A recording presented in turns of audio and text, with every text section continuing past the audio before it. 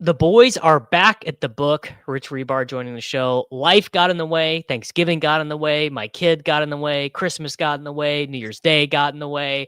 But we're back. Reeves and I are going to be picking all of our favorite games over the wild card weekend. It's beautiful. We also have a brand new sponsor on the show today. There's a link to that in the description and in the YouTube chat. You can get 35% off on Odds Jam with code Davis. You guys want the show to keep happening? Support our sponsors. Very easy way to do that. And we're also going to get into some DraftKings playoff best ball later. Reeves, man, it's been a minute. How are we doing, brother? Good, man. Yeah, I guess the statute of limitations are up. I can't say Happy New Year to you, even though it's Yes, because it's January 9th. per Larry David, I think it's January 5th, right? So you can no longer say that to me. Now you can say, I mean, you can say Happy Wildcard Weekend or Happy January, but you can no longer tell me Happy New Year. Yeah, it is happy playoff content. I always say like my New Year's is also like whatever the Super Bowl day is, like that day after, like Super Bowl is like my New Year's because then like I get like a few weeks off. Then we do drafts. We're getting to the lab for draft stuff. We're doing dynasty updates, all that stuff. So Yes, I, I 100%. I still live through like the end of this football season. Like this, we've got what 4 more weeks to win some money in football. Yeah, I mean, I basically have already kind of started a transition in my mind to 2026 football because I've started working on my dynasty rankings. I've started to work on I guess I'm getting to working on prospects. Like I definitely do not have anything definitive yet, but I'm starting to get there. Hopefully by the time I got nothing. I saw no like college football this year.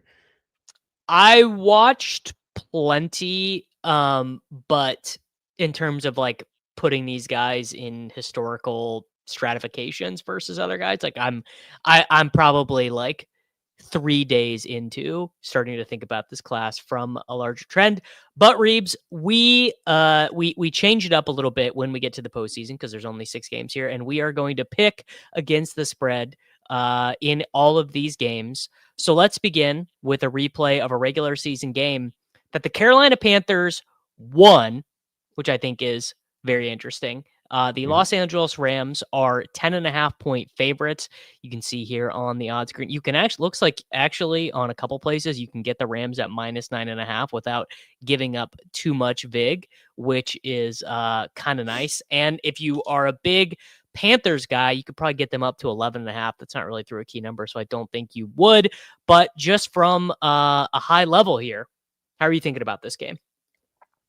Yeah, this game, you go back to that first matchup and you just like, how do you win as a double-digit underdog? And like the Panthers pulled out like every single spade that Yep. you could have. They had the 3 turnovers, not just the turnovers, but like the types of turnovers they were. They had the pick six, the tip pass in the end zone, and then the strip sack fumble on the 22-yard line when the Rams could have had potentially game-tying field goal.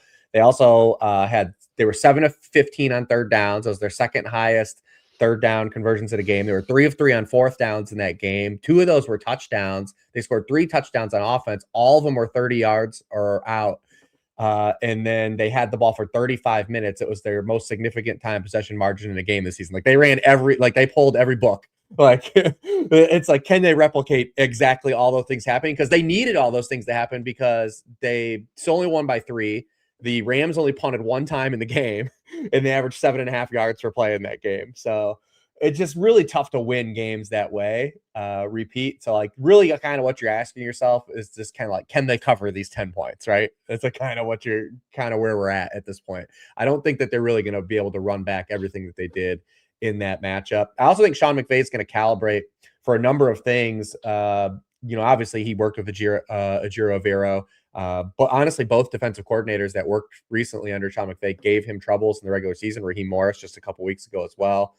But when you look at the Carolina Panthers, like I talked about this Crane on our show a few weeks ago when they played the Seahawks, like they've been sneakily one of the best teams in the NFL against like the meta offenses that we talk about.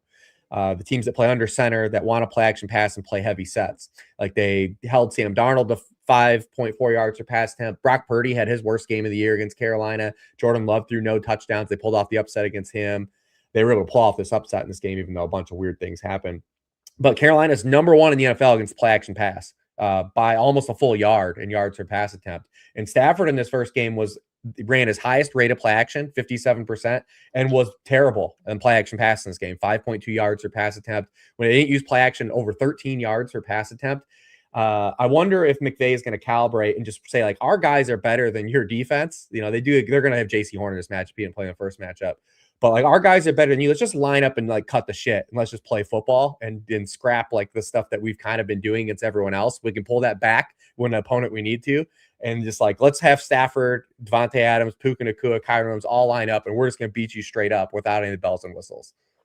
I mean, I tell you the thing that seems least repeatable from game 1 to game 2 for the Carolina Panthers is limiting Matthew Stafford to negative 0.12 EPA per play, negative 3.5 EPA as a whole. I mean, I would have to dig into actually the entire box scores, but I would imagine that's got to be the worst game Stafford had this year. Maybe even turnovers, just the 3 plays were minus 16 EPA. Yeah. So there you go. And which is not to say that Stafford does not have an interception in him. Famously, the year that the Los Angeles Rams won the Super Bowl when they beat the Bengals, they had Matthew Stafford led the NFL in interceptions that year. So that is always a part of his game. I mean, as you can see, most of the liquidity looks like there's a $26,000 here. Like all the liquidity is on the Rams side. And to your point, the question is, it's that 10.5, right? 9.5 is a big difference. Through that key number in a playoff game is pretty big. I guess, Reeves, I mean, you would probably have a better answer to this historically. I would guess that historically, you're more likely to cover the extra number in the postseason because you're not going to put in the backups at any point. And I would guess fourth quarter play calling with a 10-point lead is going to more model after normal play calling as opposed to, well, let's just run the ball and get out of here. Like, we will still probably see the 13 personnel, the play action stuff from the Rams in the fourth quarter in this spot. Also, one of the things that happened in the original game that allowed it, I think, to get so lopsided was, I mean, obviously it was outdoors and it was rainy in that game.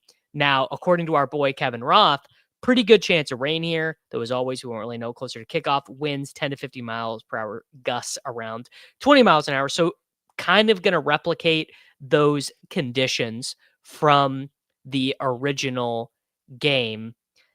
I lean Rams here. I lean Rams. This feels like maybe like a teaser spot, like you get it down at 6 or 6.5 or something like that.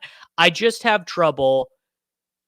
Dude, like, is Bryce Young really going to convert a 4th and 4 33-yard touchdown pass to Jalen Coker, a 4th and 3 43-yard touchdown pass to Teteroy McMillan in this spot? They have Devontae Adams back. They have Tyler Higbee back. Like, they have their full complement of guys. I think Terrence Ferguson probably is not going to play. I'm leaning Rams here unless you can talk me off of it. Not really. Just straight up, even if you don't play with anything. I mean, favorites of double digits in the wild card round have been like historically great bets. I mean, they're 10-1 straight up. Only the Beastquake Seahawks are the only dog of the 10 or more points in the wild card round that won. And then they're 8-3 against the spread too. They do typically cover in these spots. I would lean, if you didn't twist my arm, if you didn't have a tease that you don't want to play with, just playing through the Rams here too. If you made me pick a side as well. Definitely a big player prop game though. Like, I think like both Rams running backs, their yardage and longest runs are awesome bets in this game.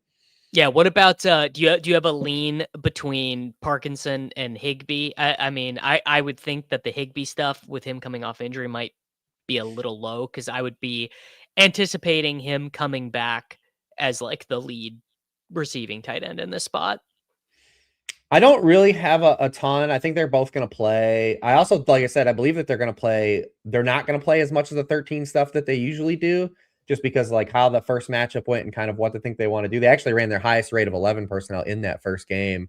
So I think they're, if I'm Sean McVay and if I know this stuff and Sean McVay knows, he probably can tell you every single play that happened in this game, right? Like that's his thing.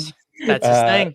I'm not going to run all this play action stuff because like what the thing is, like the why Carolina's so good against play action is they're a big post snap disguise coverage team. So like when you run all that play action, you turn your back to the defense and the windows change, right? Like everything changes. So if I'm McVay and I'm looking at what happened that first game, like I'm not going to run all that stuff that I did the first time.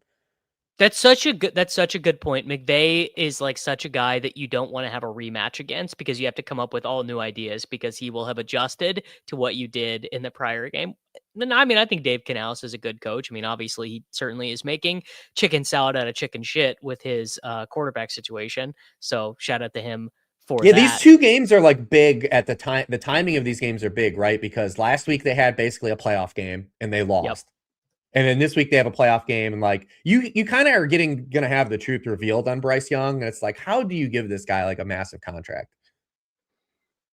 I, I guess you look at the alternative and you say, I mean, Yep. can we get it's like what well, maybe they have an alternative. Maybe they think, all right, we'll trade a third round pick for Mac Jones. We could pay him less money than we're paying Bryce, and we'll just, go with God. I mean, really, who knows? I don't find this game, I guess, all that interesting. This is this is the Shakey's Pizza game, and we have a huge one though on Sunday night. Though we have the Green Bay Packers traveling to play against the Chicago Bears. Now this spread has been crazy. I mean, you can get It's it. gone back and forth. It's Yeah. gone back and forth.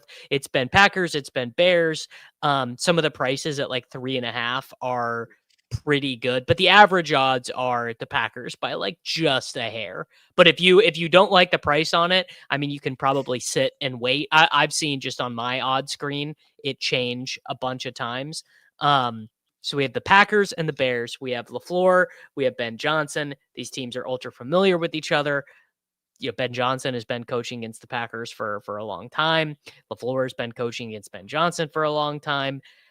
Just super high level, Reeves. How are you starting to think through these like two really, because both Jordan Love and Caleb Williams are kind of wide range of outcomes quarterbacks. They can quarterback you out of a game. They can quarterback you into a game. They can do it in the same game, right? How many times in Caleb Williams' career have we seen him play so poor in the first half? Caleb Williams leads the NFL in percentage of bad throws, like throws that are no hopers. That's the advanced data on Pro Football Reference. He also is one of the 5 best quarterbacks in the NFL at sack avoidance. He also is one of the top, I think it's top 8 in big time throw rate. And it feels like the Bears always start these games with Ben Johnson trying to protect Caleb. Like, all right, we're going to run. We're going to hand the ball off to Swift. We're going to hand it to Monangai. Sometimes it works. Sometimes it doesn't. Then when it doesn't, they totally open it up in the second half. What do you think is going to happen here? Yeah, I think this game will be tight. It'll be kind of lower scoring and a tight game. Probably come down to the fourth quarter, which is every Bears game this season, right? And every Packers game. Not only is it every Bears game, it's also every Packers game. The Packers just let you hang around and hang around and hang around every time. Yeah, Bears had 6 wins trailing the fourth quarter this season. They're actually 17th in the NFL in points per drive, quarters 1 through 3, and second in the NFL in points per drive in the fourth quarter. Both these games, they kind of had comebacks in the second half. One fell short. One, they kind of had some crazy things happen in that final 2 minutes, and were able to pull that out. When I still look at the top, though, I still lean Packers just because, they have a quarterback that's experienced in the playoffs. I think right now at the stage of his career, Jordan Love's actually better than Caleb Williams right now, too.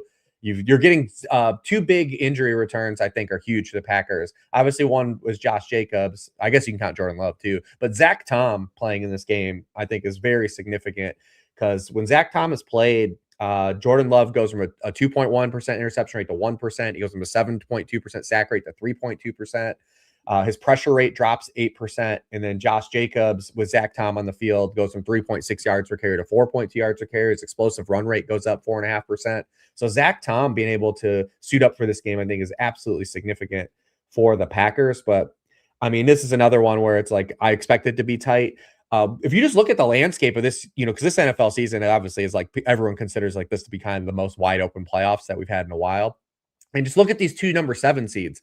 This is the first year since they've introduced the 7 seed that these 2 7 seeds have been under 5-point dogs. And only once has there been a 7 seed that was under a touchdown dog. So like that just like goes to show you like how much like the field is like condensed this year.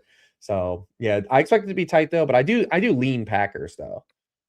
So I lean Bears. And really, the primary reason I lean Bears has, I guess, less to do with kind of the coaching, styles make fights stuff. Because I think Ben Johnson, I mean, LaFleur is great at his job, and Ben Johnson is great at his job. Honestly, what I'm looking at it is what I think the Green Bay Packers are, or what the Chicago Bears are trying to accomplish, which is kind of play it close to the vest, kind of hide the quarterback a little bit. It's really hard for me to get the Derrick Henry show, what they were able to do running the ball, the Ravens were, because that little resistance running the ball, it does not really feel like it's going to be that good. They gave up 307 rushing yards to the Ravens. They gave up 150 rushing yards to the Bears in that overtime game the week before, when they faced like a really decent rush attack. They've been kind of gashed by it. The Bears are also pretty effective throwing out of 12 personnel, which not every team, like the Packers, are not going to be effective out of 12 personnel because they lost Tucker Kraft. Whereas the Bears now have Loveland kind of ascending a level, and then Cole Kmet is a total. I mean, actually, I would say Cole Kmet's actually an above average receiving threat for a second tight end. And I think the Bears also are in a smart spot for themselves right now, where they're finally right at the key moments allowing Loveland and Burden to play. Took a long time to get here. The first time that Loveland got over 80% of the routes was in week 16, but now he's like kind of firmly entrenched himself there. So we're going to see less of Zacchaeus. We're going to see less of DJ Moore. No disrespect. And Will I we think though? Will we? maybe not. Maybe I'm wrong. Maybe I'm wrong. Like I would say if I knew right now that Burden was going back to like like 55% of the routes or whatever, and that Ben Johnson was like gonna kind of keep some like, and if Cole Kmet plays more than Loveland, I mean, that would be in a spot for me where I'd be like, that might be enough for me to lean over to the Packer side, because part of the deal with the Bears offense and the Ben Johnson offense is you have to let guys create after the catch, which Burden specifically is really good at doing. And like Roma Dunze is not going to do any of that coming back from the foot injury. Yes. Also the weather bros. So for Green Bay, Chicago, we've got snow showers. Basically, this is classic. Yeah. I mean, this is NFC North weather, right? I mean, that's where we're Yeah. at. It's NFC North weather. You mean Chicago in January is gonna be cold and windy Yeah. Yeah. at Who night? knew? Yeah. Who knew? I'm taking I'm taking the Bears here though. And obviously like I'm partial to Caleb Williams. I'm partial to Ben Johnson. I don't have anything against the Packers, but I've actually already got a couple things booked here with the Bears stuff. Nice. But nothing. The only thing that would surprise me in this game would be an ass kicking one way or the other. I think I Right. can see ass kickings in a lot of these games, but if the Packers just come out and win 27-10, I would be like, that was a stunning result. I did not have that on my cards at all. Yeah. Yeah, I think this game will be tight. I also lean under as well. Yeah. All right, go back to the sportsbook screen here. All right, our next one is the Buffalo Bills and the Jacksonville Jaguars. I mean, I don't even know how you logically come to a conclusion on this game, because you get to any spot with the Buffalo Bills and it basically just comes down to, well, they don't really have a run defense, and one of their best cornerbacks left injured last week, and they don't have any good wide receivers. Their best wide receiver, Khalil Shakir, is having like a really down year in terms of like yak ability, in terms of earning targets. Dalton Kincaid, their first round pick from a couple of years ago, who was looking like maybe he's finally going to get there, he's been really hampered by this knee injury. Meanwhile, the Jaguars on the other side, you're like, okay, Liam Cohen is this great coach, and since the bye week, they've like really found something with the running game. Jacoby Myers has been a really helpful addition. Parker Washington is now all of a sudden the best wide receiver in the AFC out of nowhere. But how much do you trust Trevor Lawrence? Like, I don't know, Reeves. What do you got for me in Bills Jags? This is a very compelling game. Obviously, everyone's excited about it because it's like the highest total on the Yes. board, and But I mean, what I find interesting about it is you got this, run first offense that Buffalo has, and I know a lot of people like point to the Bills and they're like, well, Joe Brady obviously runs this. They run this offense this way because they have a really great offensive line. They got James Cook, they got Josh Allen. But anytime, even with these jamokes that these dudes they've been running out at wide receiver, like anytime that they've been forced to throw, they've still been really good at it because 17 is one of the best players in the NFL, if not the best player in the NFL. So you've got this run first offense facing this pass funnel defense. I mean, the Jaguars have allowed no running backs rush for over 75 yards against them this season. And it's just like they face the second highest pass rate over expectation because their run defense has been so good. So do we get a spot where even without the scoreboard pushing Josh Allen, that like the Bills are inherently forced to throw more? And then you have the Jaguar side, who I believe that they're going to be able to push the scoreboard anyway. So I think we're set up for a really great super Josh Allen spot from a statistical box score perspective. Very scary if you're playing, anything DFS related with the Sunday slate and not playing Josh Allen this week. Because he's already in these playoff games averaged just under 27 fantasy points per game. He's had 3 career playoff games under 20 points and 1 below 17 points. Like this dude is like, this is the time where he comes alive. This is also his first playoff game since his very first playoff game ever that wasn't in Buffalo or Kansas City. Josh Allen's first. Josh just said Josh's first playoff game not in Buffalo or Kansas City. Well, second, because he was at Houston the first time. Remember that? Right. He threw the ball to that fullback. Yeah, he caught a touchdown in that game. He caught a touchdown pass too. That game was wild, batshit crazy. Now, since that game. I frankly, if I'm just being honest about this, I would love to pick the Jaguars. It is way better for me to take the Jaguars in all the postseason fantasy football stuff I'm doing, all the best ball stuff, all the FFPC challenge, like all that stuff. The thing that I'm having trouble with is if you kind of boil the game of football down, so much of it does come to who is the better quarterback. And it's just like Trevor Lawrence can play as good as he wants. It is inarguable. Josh Allen is way, way, way, way, way better than him. Now, coaching, give me the Jags side by a lot. Sean McDermott has been consistently one of the coaches that like really reduces EPA per play. In fact, our boy Hermsmeyer just did like an analysis of coaches that add or detract the most amount of EPA, and McDermott was in the bottom half of the league. Joe Brady, not it, bro. Not it. And he's like, because Josh Allen is his quarterback, he is going to find a way to get head coaching job. In fact, I just saw this morning, I believe he is going to interview with the Ravens to be the Baltimore Ravens head coach. So think of the run he had, because like he was literally attached to the greatest college football offense like ever. And people thought it was him because he was the ship. Then he went to Carolina, right? And didn't have talent, and was like, oh yeah, this guy's not it. And yeah, he was Joe Brady was he the first year Bryce Young guy? I believe he was with Rule, right? Yeah. So not great. I mean, even if you just want to look at it in the time frame where Trevor Lawrence has been awesome, which is post their bye week. Josh still better than him at everything, right? So even in this time where the Bills have been trending down, the Jags have been trending up as much as the Jags can possibly trend up. They're steamrolling everyone. They beat Denver at Denver, like all these things.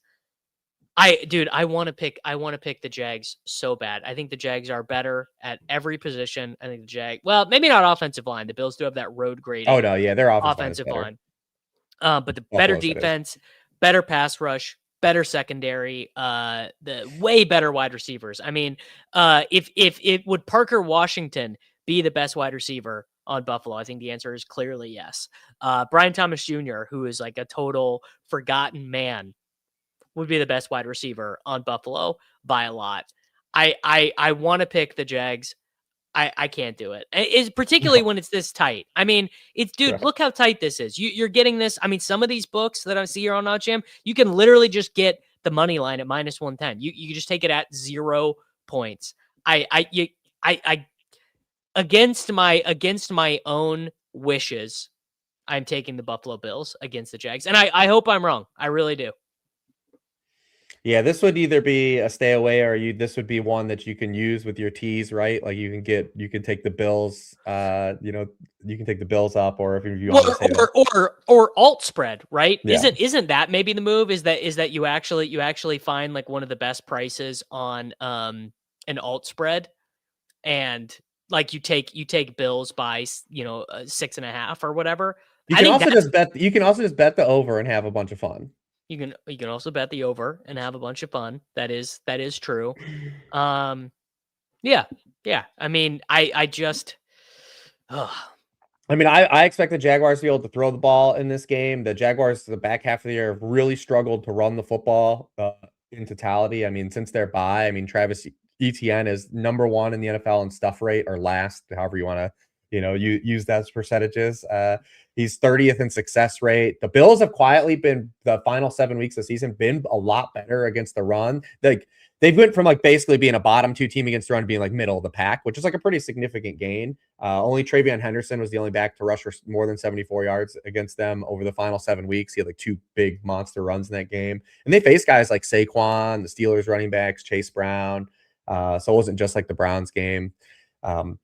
Personnel wise, like Deion Walker, they have 2 rookies that have started to play better the back half of the year. Deion Walker and TJ Sanders. Larry Ogunjobi's been mixing a little bit more too. And then Shaq Thompson's been playing in the run game a little more than Terrell Bernard. So, yeah, I mean, I don't expect the Jaguars to actually have a ton of success like running the football here either. So I think it's going to be a throwing game. I think it's set up to be a throwing game on both sides, which is why, again, we like the points.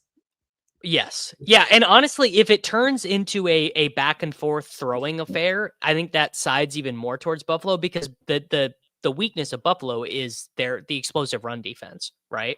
Like that is what they've not been able to harness all year. They for whatever reason, which doesn't even feel like, how do you construct a defense that specifically allows a lot of explosive runs? I don't even know.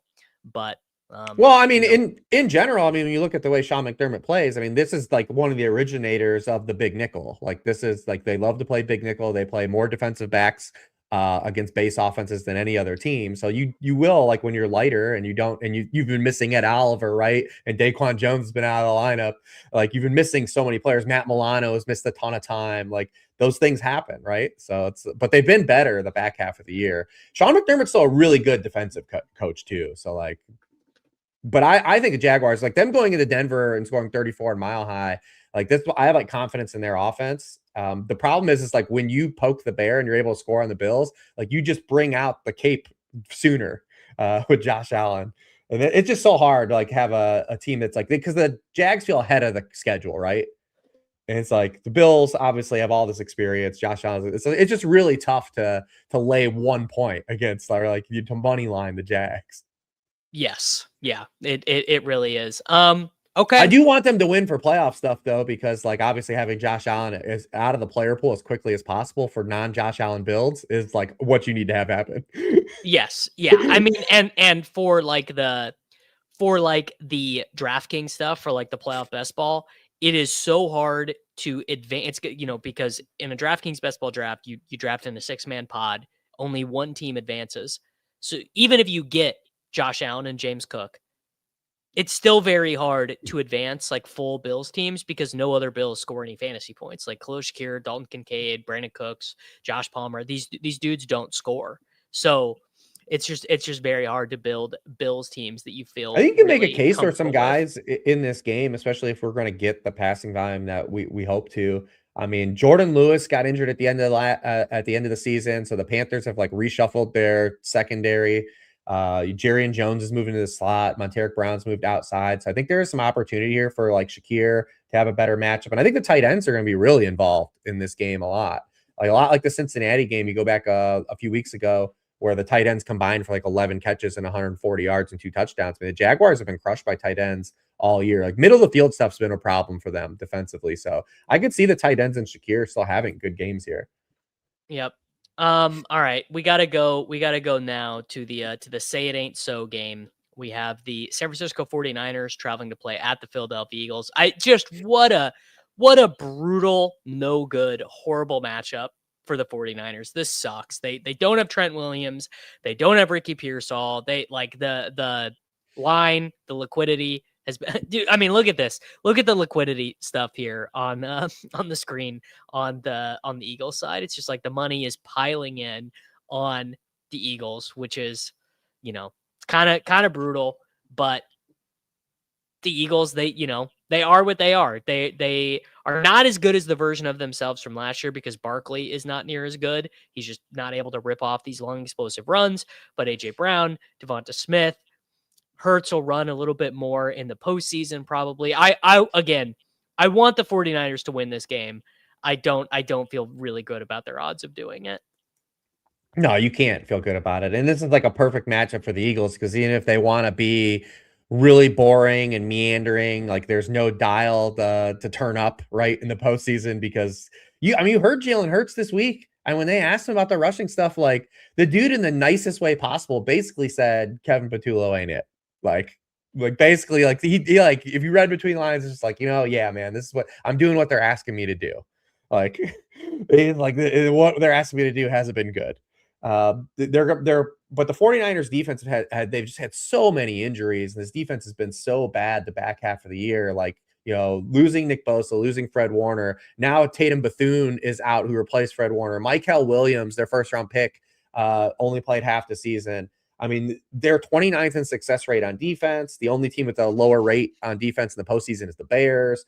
Since they lost Warner, they're 25th in touchdown rate allowed per drive. That's the highest rate of any team in the playoffs. They don't get any takeaways. They're 24th in takeaway rate since the Fred Warner injury. It's just like if the Eagles even want to be the version of the Eagles we've seen all seen, like it's going to work enough here. It's going to work. Like it's just going to work enough here. And then the other side is too, because the 49ers like either have to win a game that's like a shootout. And how do you get to a shootout in this game? How do they generate enough points against this Philadelphia defense? And you look at Brock Purdy's games, like he's had over a 50% success rate since he returned against the Cardinals, the Titans, the Colts, and the Bears, but 44% against Carolina, like we talked about, Cleveland 40%, Seattle 33%. Like any defense that's been capable to at least be good enough to throw a wrench in this offense, like they've been limited. So how do they get to like 30 points? Like they need the Eagles, and the Eagles have done this a couple of times, to be fair, to do what Seattle did last week and just like not capitalize on opportunities and keep them in the game. So that's like the 49ers, I think, have to win an ugly game. Like they're not going to win a shootout game like they did against the Colts on Monday night, right? Like they're not going to win a 60-point total like against the Titans. Like like they can't. They're just not going to be able to score that many points against this Eagles defense. I think the recipe for the 49ers would be like one kind of fluky, lucky, either special teams play or like a tipped interception from Hurts or like they're gonna need the oblong leather ball that bounces in weird ways to bounce in their favor because they are down so bad on defense that the Kevin Patullo grinded out, disgusting 3 yards and a cloud of dust offense is probably going to be good enough. And their defense is also good enough that Purdy's going to be under pressure. Purdy's going to be having a bad time.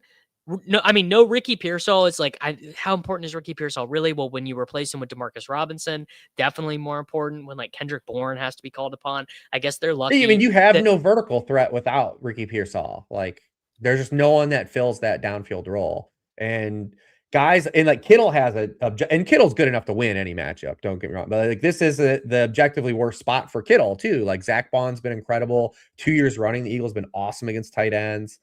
So it's like, how do you like generate any downfield shots in this game? Because even a couple weeks ago, when the Bills were able to have some splash plays against the Eagles in that second half, it was Brandon Cooks that generated those plays. Like, so it's like you need a vertical element still. Disgusting. Speaking of good luck in playoff best ball, I certainly need the 49ers to win this game because I have so many, because the way it works in playoff best ball is it's very easy to get McCaffrey, Kittle, Purdy, Jennings, Pearsall, and then line them up with AFC team. Like rooting against my bags because Jags winning is for sure better for me, and 49ers winning is for sure better than me, for me in DraftKings playoff best ball. But it's a tough road It's a tough road to hoe. By the way, I had no idea Drake May was up that high in adjusted EPA per play. Shout out to Brock Purdy, though. 3rd in the National Football League in EPA per play. Where's Hurts? I mean, Hurts is like good, as he always is. Hurts is good, but not great in terms of Well, I mean, this EPA this per play. offense, this offense is just, I honestly believe the Eagles could win the Super Bowl again, and Kevin Patullo is going to get fired. Like he's going to be gone. Like he's one and done. Terrible year for first time play callers. Who do we just see get fired? Grizzard got fired yesterday. Man, just a real awful year for these first time play callers. Man, everyone was over their skis this year. Yeah, who are they going to hire? I don't know, but I think they could even win it. I just think internally the offensive players have, like, we've heard it all year from all the star players that like this system is kind of a joke, man. Like AJ Brown has been the most vocal, obviously, but we've heard Jordan Mailata made commentary in the season about the offense. Like I said, Hurts just 2 days ago, and they asked him about him not having the designed runs. Like, you know, basically, like he said it because Jalen Hurts is like really like nice. He's so media savvy, Jalen Hurts. But it's just like everyone's kind of dragged Kevin Patullo, man. I don't think anyone is on board with what's going on internally at that building. Yeah, I mean, Jalen Hurts is the GOAT at that. I have always really appreciated his little sound bites and everything. They're getting Lane Johnson back too. We're at least, like, I gotta say, we gotta wait and see if he's officially active. But Lane and Dickerson and Cam Jurgens are back. I mean, without Mykal Williams, the 49ers have been terrible against the run. So it could be. If Trent plays, does that do anything for you? Either way, I mean, it's obviously Trent Williams playing is a significant player to have, like, literally one of the best left tackles in NFL history. And the 49ers actually could have some success running the football here a little bit. I could see it if you have Trent Williams. I mean, you look at the 49, where the Eagles have struggled against the run this year is out of the heavy sets, the 21 personnel, the 22 personnel. And I mean, honestly, no one runs. The 49ers are number 1 in the NFL in rate of runs out of 21 because of Juszczyk. What's funny is they almost let Juszczyk. Well, they did let Juszczyk go, and he was on the open market for like 2 weeks. And then they brought him back at a cheaper discount. So they've run back the system. But the Eagles against 21 personnel runs, 27th in explosive run rate, 19th in yards per carry. So if Trent Williams on the field, it could be so like Christian McCaffrey. Like, you have to 49ers have to ugly this game up. And to be fair to them, like, the Eagles have been willing to play in some of these games because they don't run away from anybody. You know what? That's actually I was wondering if we would get to that point, which is the Eagles are going to leave themselves vulnerable in this game because they do not smash anyone. Like, you could something that I would buy here is that the Eagles win this game kind of no sweat, but the 49ers do end up covering that. The way that it works, you know what I mean? Like, the Eagles are just kind of in control, they're running or whatever, and then in the end the 49ers have like a little bit of a flurry, kind of Packers-esque. The Packers never run away from anyone. The Eagles don't run away from anyone. All right. This one's actually sick because from the analysis of the stuff on Kalshi and Polymarket here on the Sharp Money tab on OddsJam, the Sharp Money agrees with me, which is that my gold star, if we were ranking these in order, my number 1 is here with the Los Angeles Chargers traveling to play at the New England Patriots. I'm taking the Patriots by 3.5. I'm teasing this one up. I'm taking it to 6.5. Not teasing it. I'm sliding it up to 6.5, maybe even 7.5. I think the Patriots handle business easily here against the Los Angeles Chargers. I'm looking forward to you telling me why I'm wrong. Not easily. I mean, on paper, I think that you would obviously side with the Patriots, and I would too. It's just like kind of the elements that could be in play where obviously these first time quarterbacks, we didn't really get into the stuff with Caleb, but like we've done this version of the show for a number of years. These first time quarterbacks that play against non-first time quarterbacks in the playoffs, like, historically have been terrible bets. Yeah. So like, you got Caleb versus Jordan Love. We've got Drake May in his first start against Justin Herbert. And then you have kind of the way structurally the Patriots have played offense this year is like they're number 1 in explosive plays in the pass game, and the Patriot or the Jesse Minter and the Chargers like structurally are built to like prevent explosive plays. But the one thing that I think is real positive, there's another element too. I think why I would just like on paper the Patriots like look really great is that the Patriots are running the football now, and they're playing more complementary football. The first half of the year it was just all Drake May. The whole plane was built out of Drake May, and now the back half of the year the Patriots have gone from 25th in success rate there on running back runs to 9th. They're number 1 in the NFL in yards per carry on running back runs. They went from 23rd to 5th in explosive run rate. And it's not just all Travion Henderson having a large role. Like the past month of the season, Ramondre Stevens been really good, over 5 yards per carry in all 4 of those games. So they're playing like really complementary football, and Drake May just doesn't have to do it all anymore. So that's why I'm a little more confident in them. And then just them getting all these guys back on defense. You know, obviously they got Milton Williams back last week. They're getting Robert Spillane back this week. They're getting Kyrie's Tonga back. And the stuff like with Justin Herbert, like without Joe Alt, like it's just a really tough spot here. I think the Patriots are going to force them to be one-dimensional. Their Chargers aren't going to have success running the football in this game. And like, can Justin Herbert win a game like with like 40 dropbacks? With like the way they've been playing, they've really only smashed the Cowboys in terms of the passing game. Like it's just been a struggle ever since Joe Alt went out, which is a bummer because the haters of Justin Herbert get to probably watch him like come up short again in like circumstances that are beyond his control. And so up on the screen here, the Los Angeles Chargers, I don't believe I've ever seen a run blocking grade on Pro Football Focus for a team this bad. 37.8 is their run blocking grade. The next worst team is the New Orleans Saints at 49.8. Compare that to the best teams in the league. The top 10 teams in the league are all twice as good in terms of PFF run blocking grade. Pass blocking grade, second worst in the NFL. Actually, literally dead last, tied with the Cleveland Browns.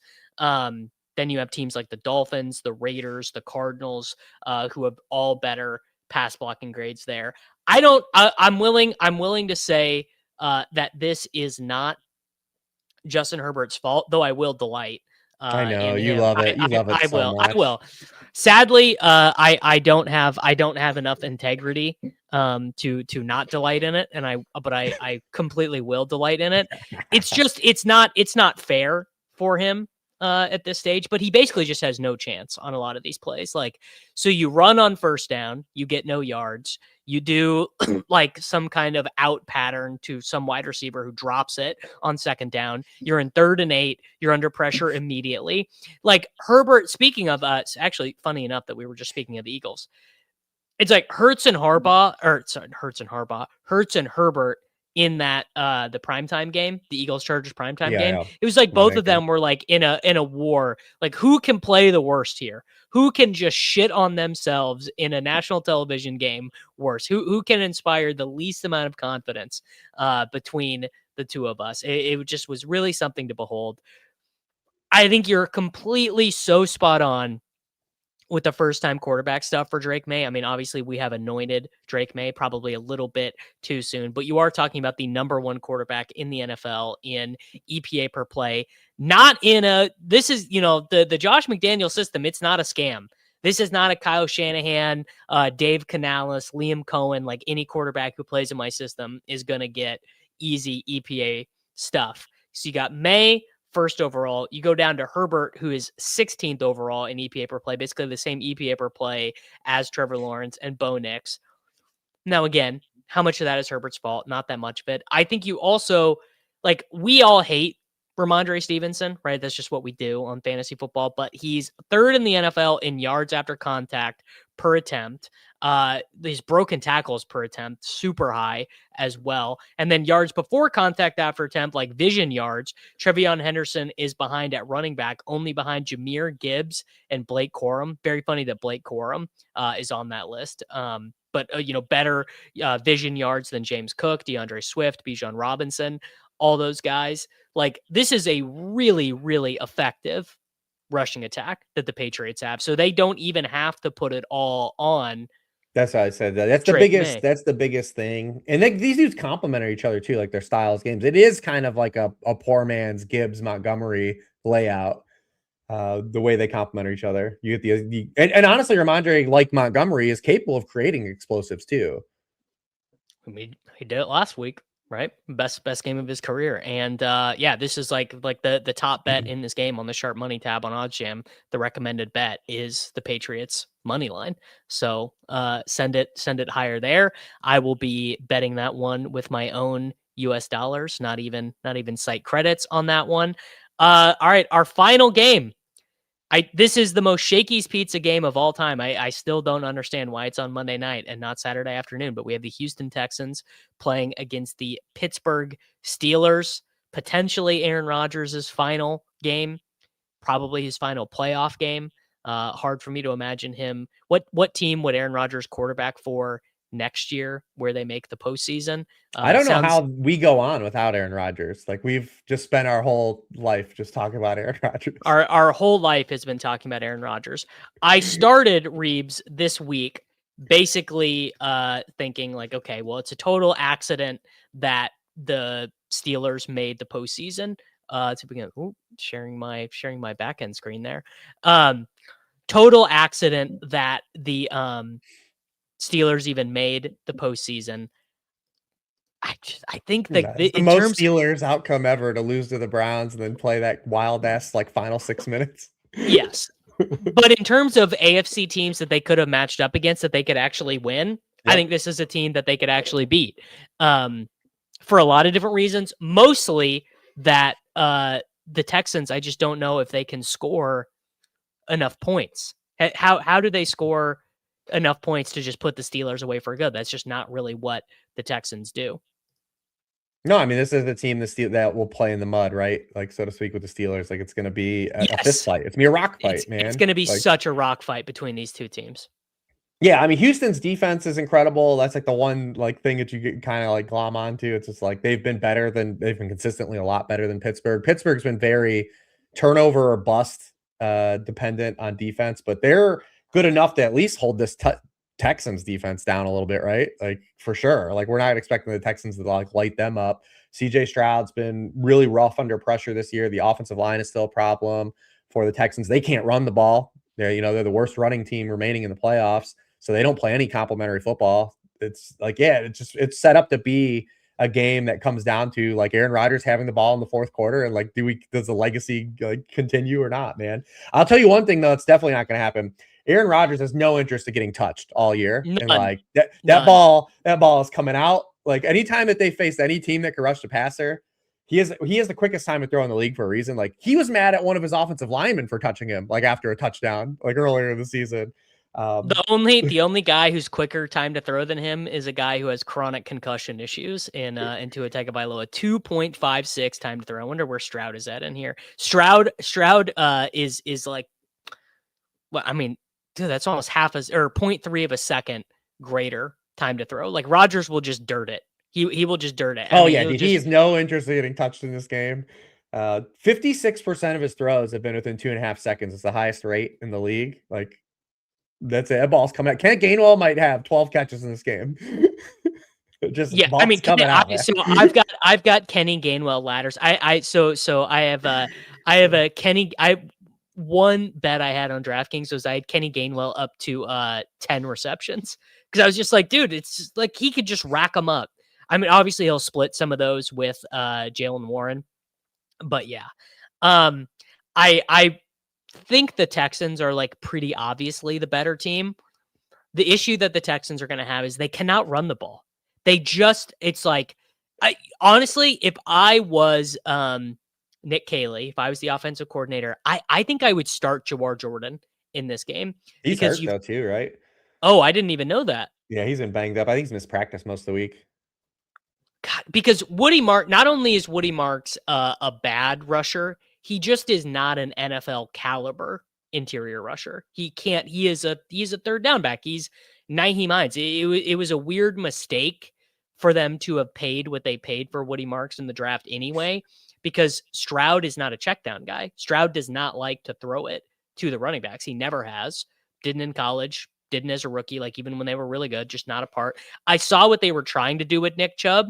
They just had nothing else left. There you go. High ankle sprain for Jawar Jordan. So I guess I don't know what you do. If you're Nick Caley, what's your plan? You're going to try and run the ball 25 times with Woody Marks and Nick Chubb? I just don't know if that works.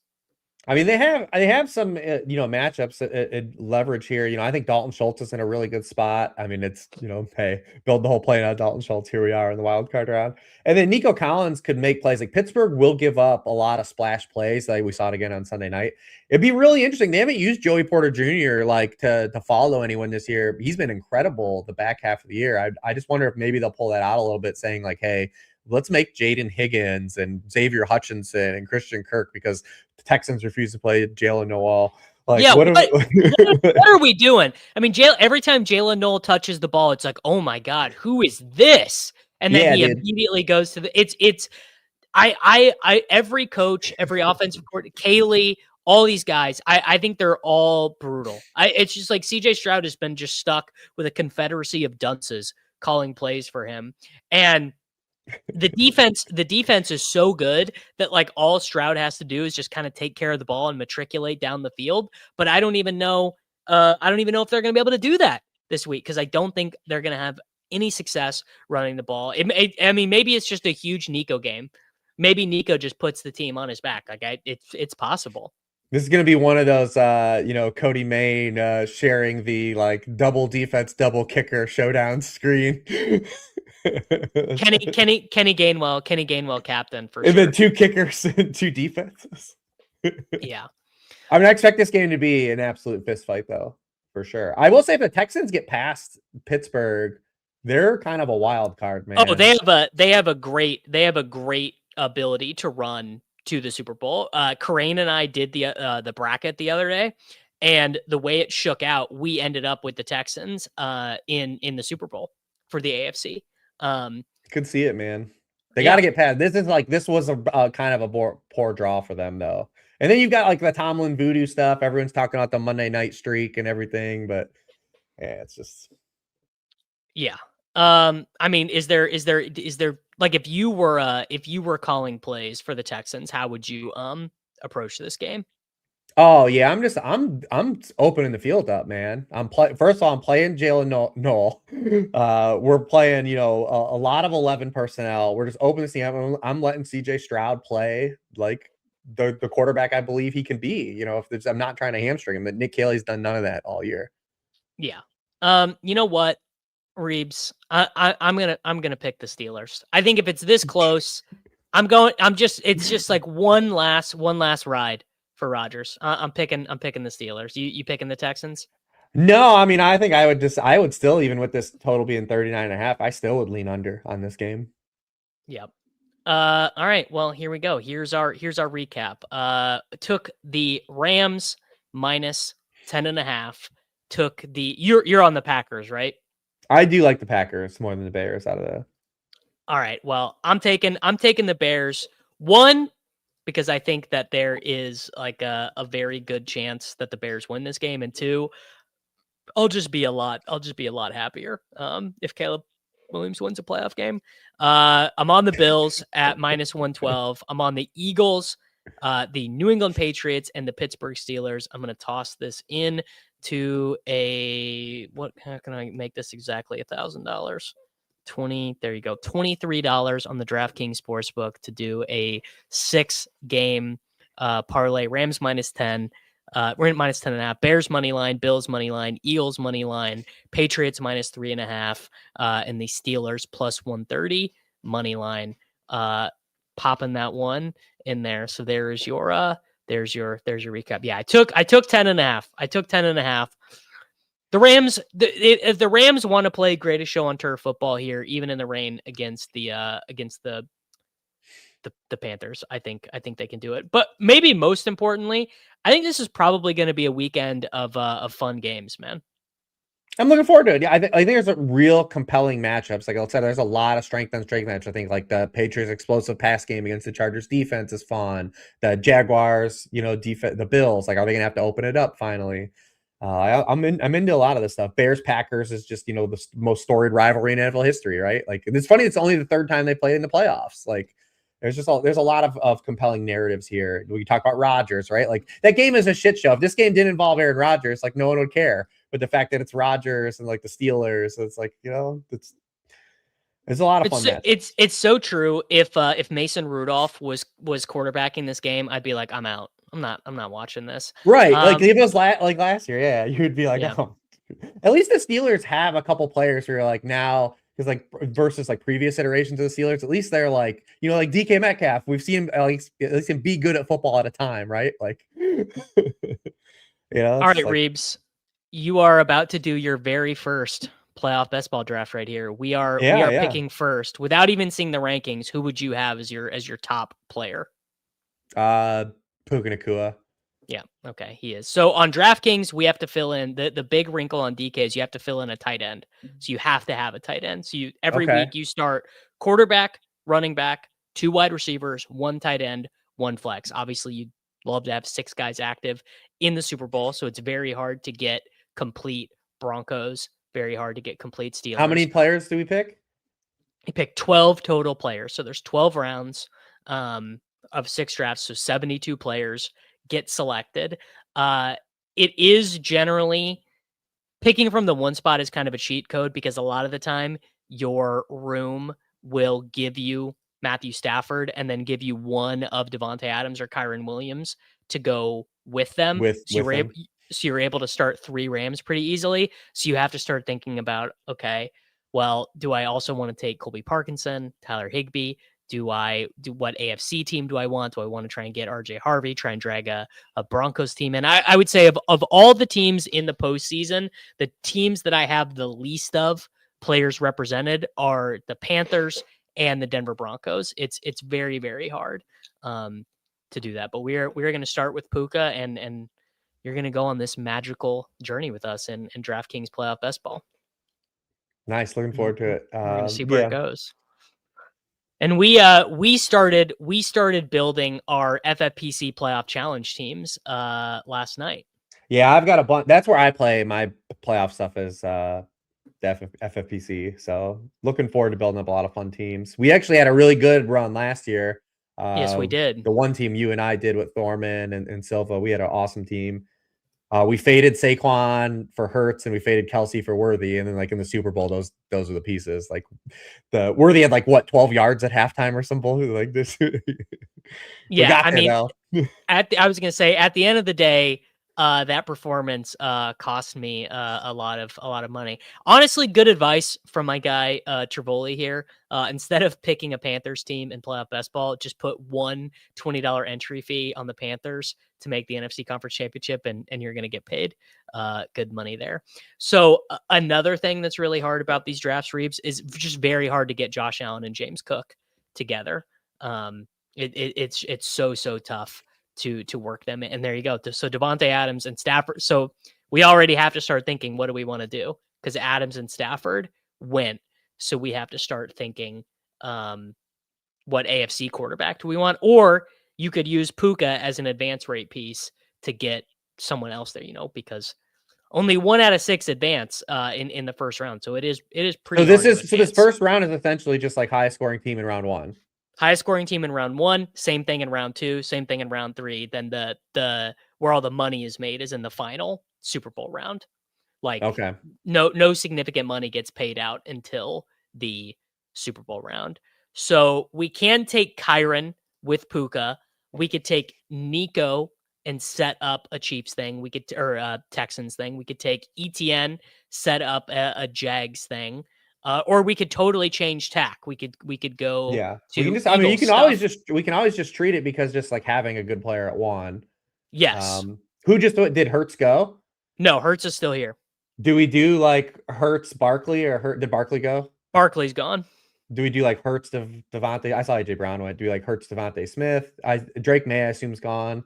Yes, so let's take Hurts, and then because I've not built very many teams like this, so there's a decent chance we get one of Devontae or Goddard on the back to us. Yeah, all right. So we could do Kyron and build up a Rams thing, or ETN and do a Jags thing. Whichever is fine with me. Let's do ETN. I just have built very, very few teams like this. And if we do get, because what we're battling against is this guy right here in the 3rd spot. It depends on what he wants to do. Now that we took Hurts, he can either double down and probably get both of Goddard or Devonta, Or what he probably should do is start drafting an AFC team. I don't know what he will do, but I would assume, I would think like a computer-based process. Yeah, there you Yeah, go. So he so in takes this Diggs. this structure, Rams are really advantageous because you get the double dip basically if you Super. because you play the long game with the Rams, but then they have like the by far the best matchup of the weekend, and so you get the higher odds. Like the Rams The stacks feel like awesome. the Rams are basically the cheat code because their first But round Eagles could be matchup. good though. Eagles could be really good. Eagles are really good because they have that great matchup against the 49ers. So this guy here with his Bill stuff, he did get Josh Allen and Cook, so he's gonna take Goddard probably. So we're probably gonna end up with Jaguar stuff, I would think. The Eagles are really nice because a lot of the time you can get all 5 of them. So you can do Barkley, AJ Brown, Hurts, Devonta, and Goddard. And not all the time, but a decent chunk of the time you can get all those guys. So this guy is going to take Goddard here. I think if he doesn't, we can build out like kind of a funky Eagle. Okay, there you go. So I was going to say we could kind of build out a funky Jags Eagles Super Bowl. But now I think what we should do, the reason why we didn't take Kyron there is because Stafford and Adams were gone. So it's best to use Puka as a piece to just get through.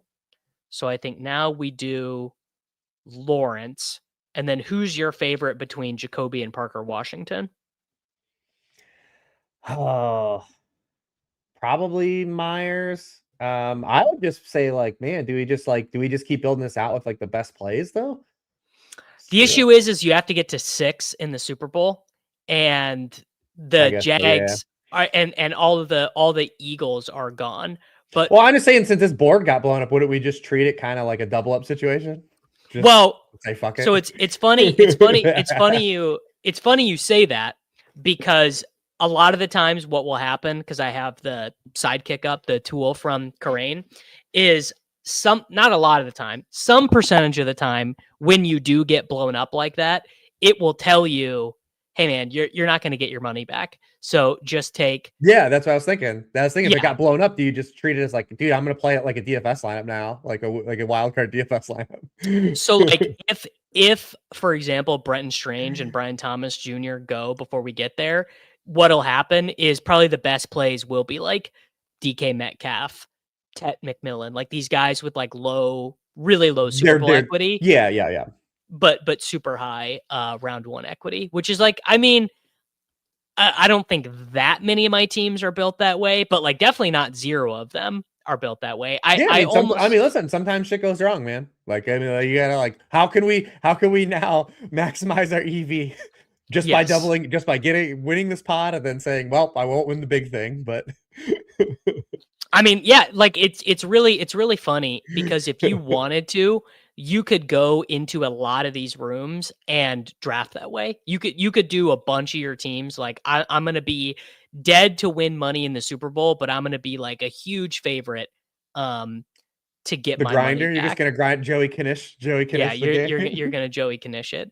And so like this guy's doing a Seattle team now. So like we are in a different part of the game tree than him. He's using these New England guys and these Philadelphia guys to get a Seattle team through.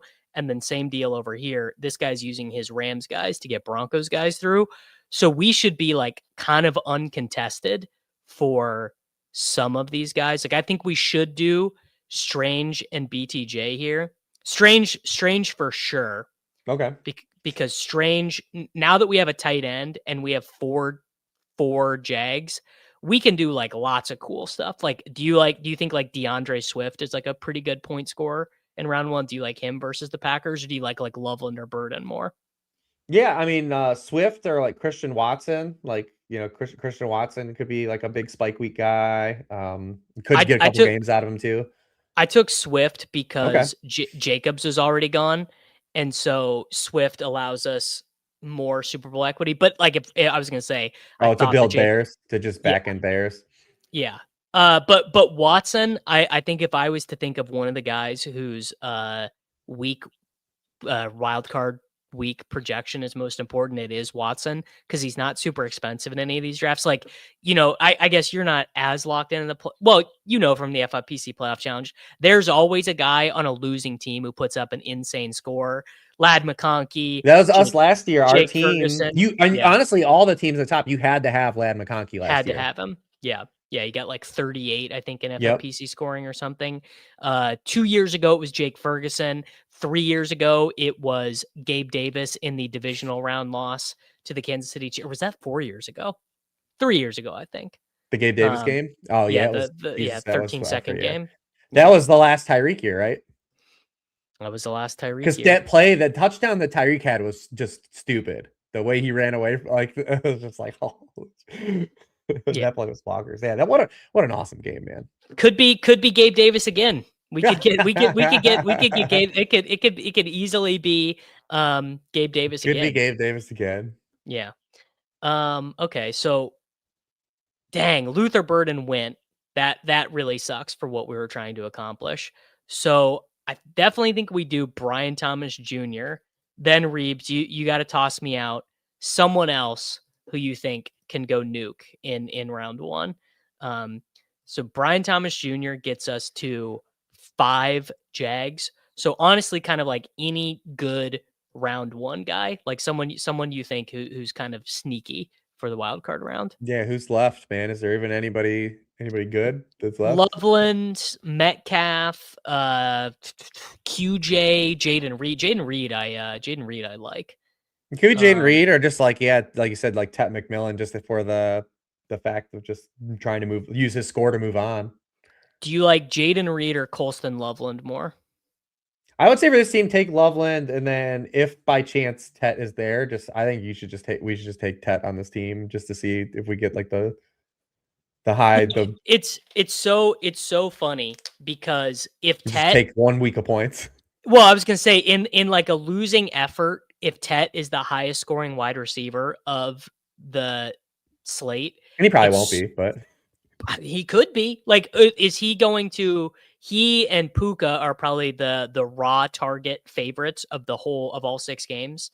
Like just in terms of like raw number of actual aimed passes, it's Puka. It's Puka and Tet, and Tet is like normally like a round 12, round 11 pick, like last pick, because their Super Bowl equity is so low. But yeah, I mean, he is, I think, probably. I think he would have some value like in this more than you guys let on with just the no Panther policy, but because he could have a 25-point PPR game now. Bryce Young could also throw for 120 yards. Yeah, I mean, he could throw for he could throw for 120. He could throw for 120 yards, and Tet could have 8 receptions for 80 yards and still like easily be a flex play. There you go. I knew Tet was going to pop up in the tool because it was going to be saying like, hey man, you guys need to find a way to advance this team. Well, I mean, this is a pretty reasonable, because this is a Jags Rams Super Bowl works with this team. So we'll take Tet. And then, so now with Tet, our round one wide receivers are pretty good. Do you like Gainwell? I love Gainwell as an advance rate piece. Yeah, I think right now the position we're in where everything got blown up, I think you just try to turn this into a cash game. I mean, there is no more cash game strategy than taking Kenny Gainwell. Gainwell, like, man, it'll be really, really funny to me because I mean, all of us have been drafting these teams for weeks, and if the answer is, well, the guys who got Gainwell and Tet in the final round. Well, and the other thing that's so funny in a lot of these contests is they've been being drafted for weeks. So like Tet and Gainwell are like not that owned. You know what I mean? Like the total percentage of drafts that they win in is like actually relatively light. Well, I mean, this team has no shot to win the whole thing. So hey, no, we're live because we have Lawrence, Brian Thomas Jr., Strange, Myers, and ETN with Puka. With Puka or with Colston Loveland as fair enough. All right. As the flex. Yeah, so we definitely could. I prefer now that Higbee is back from his injury, I prefer Higbee to Parkinson. I don't know if you have a thought on that, Reeves. I'm indifferent. I don't have like a really strong push. I mean, I think both those guys are still going to get utilized near the red zone. Yeah. I mean, it'll just honestly, it'll kind of just be whoever. It's just gonna come down to touchdowns. That's basically Yeah. all it is. I mean, that is true. Yeah, I mean, I think it's probably. I wonder, is he available? No, Higbee already went. Is Parkinson available? Because Probably not. Parkinson, I would say probably not. yeah, he's gone. I was gonna say Parkinson gives us another Ram. Manungai would give us another Bear. Tootin would give us 6 Jags in a potential Super Bowl. I'm trying to think of other advance rate guys. I mean, Booty could be maybe an advance rate guy. Probably not. Looks like a lot of the advance rate guys went in this one, basically. DJ Moore. Can DJ Moore get any points? No. Can Dontavian Wicks get any points? He has to play. He has to play first. Oh man. All right. I think we're in a bad spot here. It's literally the last pick of the draft. I'm gonna take Tootin just because it gave us a full Super Bowl. Oh no, what?